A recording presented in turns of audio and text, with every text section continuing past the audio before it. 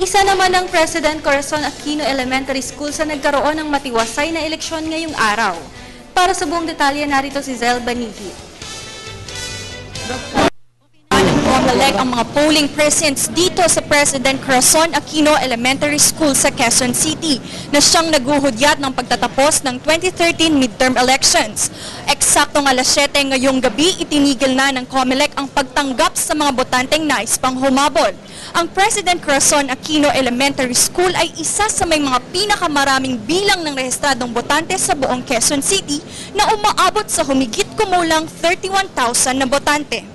Ayon sa Comelec, mayroong halos 65% ng voter turnout ngayong taon. Bagamat nagkaroon ng ilang problema tulad ng siksikan, mahabang pila at mga nagmalfunction na PCOS machines, naging matagumpay pa rin ang ginanap na halalan.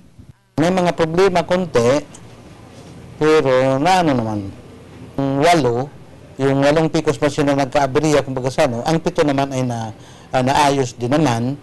Nagkaroon man ng ilang problema sa PCOS, positibo pa din ang mga guro na magiging maganda ang resulta ng eleksyon ngayong 2013. Maganda pa rin ito, siyempre. Kasi yung manual kasi, di ba, nag-ano pa tayo dyan ng results. So, mas talaga rin sana kung hindi defective yung mga machines.